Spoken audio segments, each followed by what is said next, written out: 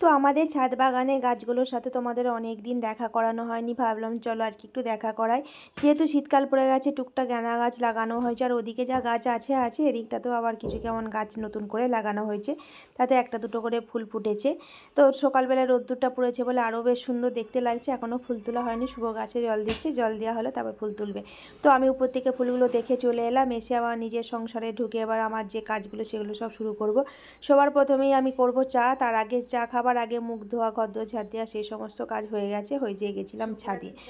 তো এবার চলো রান্নাঘরের দিকে যাই, দিয়ে চাটা করে নিই তাড়াতাড়ি করে। তো চা খেয়ে নিয়ে তারপরে টিফিন করব। তো আজকে অবশ্য টিফিন বানানোর কিছু নেই, কেননা আজকে টিফিন সব আছে, আগের দিনে বানিয়েছিলাম পিঠে আর আছে চানা মশলা, তো ওইগুলো দিয়ে আজকে হয়ে যাবে সকালটা।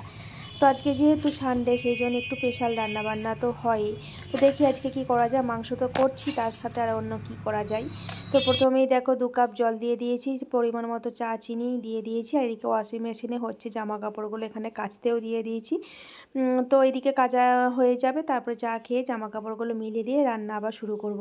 তো এখানটাতে দেখো চা হয়ে গেছে। সকালের দিকটায় কিন্তু লাল চা আমি 12 মাসই খাই, আর বিকেলের দিকে দুধ চা একটু খাই, অবশ্য দুধটা বেশি দিয়ে, যেহেতু এখন শীতকাল সেই জন্য একটুখানি আদা এলাচ দিয়ে বেশ ভালো করে জমিয়ে চাটা খাওয়া।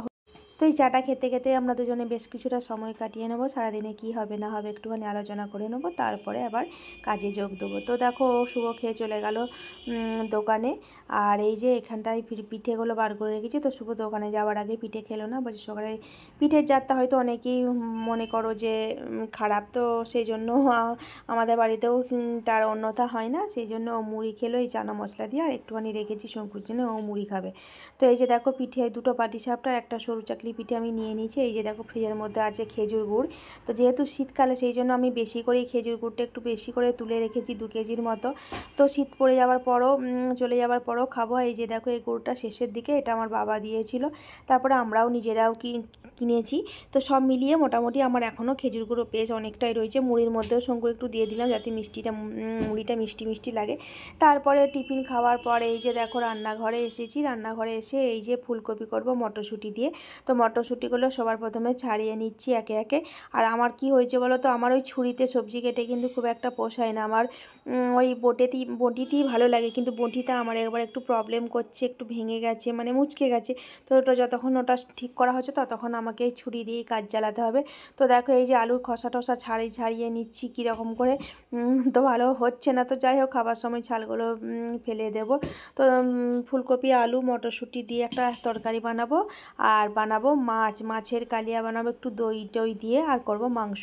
তো এই হচ্ছে আজকে রান্না। যদিও মাংস থাকলে কেউ অতটা সবজি খেতে পছন্দ করে না, তবুও আমি ভাবলাম যে ফ্রিজে অনেকটা সবজি আছে, চলো একটুখানি রান্না করে নিই।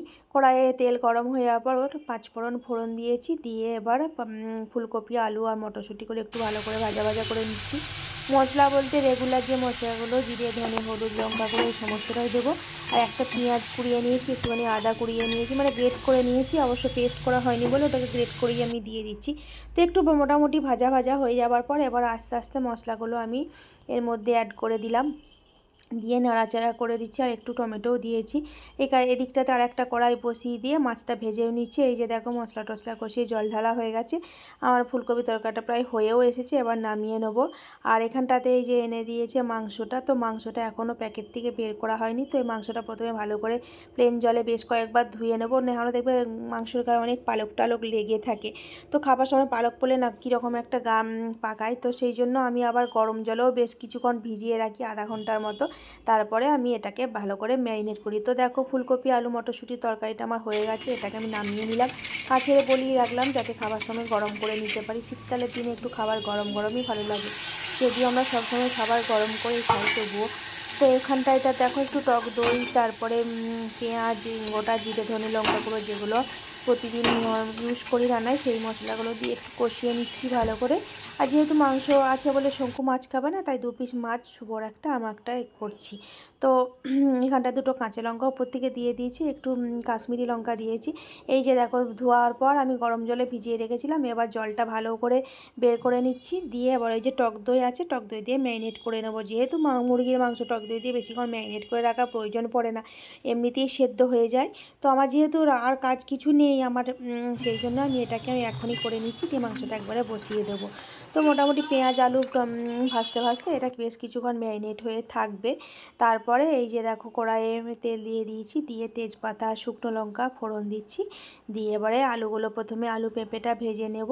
ভেজে নেবার পর তারপরে আস্তে আস্তে পেঁয়াজটা ভাজবো, তারপর মশলাগুলো দেবো। তো এভাবেই কিন্তু তো ভিডিও অনেক আগেই শুরু হয়েছে, ইন্ট্রোটা দেওয়া হয়নি। হ্যালো বন্ধুরা, কেমন আছো তোমরা সবাই? আশা করি সবাই ভালো আছে এবং সুস্থ আছে। বুধবার চলে যায় আরেকটি নতুন ব্লগে তোমাদের সকলকে জানাই অনেক অনেক স্বাগত, অনেক ভালো হচ্ছে। আজকে হচ্ছে সানডে, সকলকে জানাই হ্যাপি সানডে। তো আমার রান্না মানে এদিকে চলছে, আর এখানটায় এই যে মাংসটা হলেই সে আজকে একটা বড় কড়াই বসিয়েছি। কেন বলো তো? কারণ কড়াইটা বড় হলে মাংস নাড়তেও সুবিধা হয়, জিনিসটা প্রপারলি ভালোভাবে সেদ্ধ হয়, একটা একের সাথে অপর লেগে যায় না। ছোটো কড়াই হলে ওই জন্য বড়ো কড়াই বসিয়েছি। তো তোমরা দেখতে থাকো, সঙ্গে থাকা। শঙ্কু গেছে পড়তে আর আমি করছি রান্না। তারপরে পেঁয়াজগুলো আমি দিয়ে দিয়েছি। এখানে বড় সাইজের চারটে পেঁয়াজ আমি নিয়েছি, যেহেতু পরিমাণে অনেকটা মাংস আছে 1 কেজির মতো, সেই জন্য পেঁয়াজটাও বেশি নিয়েছি। আর এখানে দেখো রসুন কিন্তু আমি পেস্ট করিনি, রসুন কিন্তু উপর থেকে আমি ছড়িয়ে দিচ্ছি।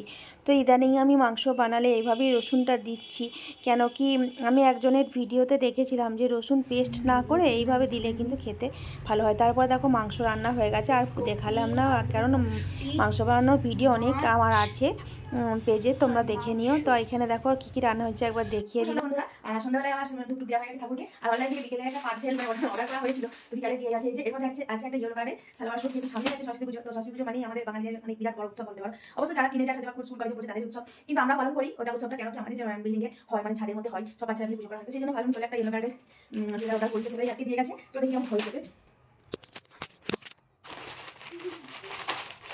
পার্সেল খুঁজে কান্না ভালো লাগে, আমার তো ভীষণ ভীষণ ভালো লাগে। পার্সেল রেডি করে তখন খুলে দেবো।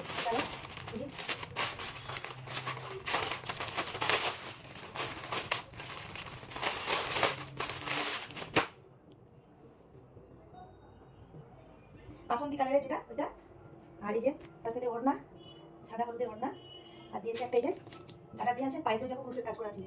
তাই হচ্ছে চুড়িদার। তো চলো একবার পরে নিই। তো দেখো এই যে পরে নিয়েছি বাসন্তী কালারের চুড়িদার। তো কেমন হয়েছে তোমরা অবশ্যই বলো। আর এটা কিন্তু আমি পারচেস করেছি মিশো থেকে। সমস্ত মিশো জিনিস সবসময় ভালো লাগে, আমার অল টাইম খুব ফেভারিট। হ্যাঁ, একটু ঢিলাঢালা আছে, একটু খাটাতে হবে। তো কেমন হয়েছে তোমরা অবশ্যই কমেন্টে জানিও। তো দেখো সন্ধ্যাবেলায় যে চা বানিয়ে নিয়ে চলে এসেছি।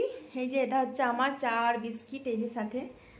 আর এখানটাতে আছে শঙ্কুর, এই দেখো ভেজিটেবিল আছে, চপ আছে আর চা আছে। তো শঙ্কু চা খেতে খুব পছন্দ করে, হরলিক্স টলিক্স দিলে খাবে না, শুধু চাই খাবে। আর ওই যে এখন বাড়ি কী করছে ভেতরে কে জানি। শঙ্কু চলে তাতে খেয়ে নিবি, আর ঠান্ডা হয়ে যাবে না হলে।